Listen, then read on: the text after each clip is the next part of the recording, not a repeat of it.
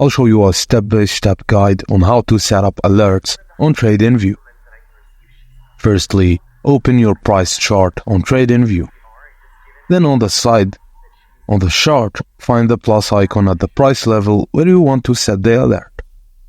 Click the plus icon and select Add Alert for your chosen currency pair. The alert line will appear on the chart. Once the price crosses the line, the alert will trigger. Just draw a trend line or add any other object on the chart where you want to set the alert.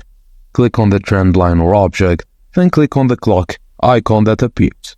A box will pop up allowing you to set the alert conditions, for example only once per bar.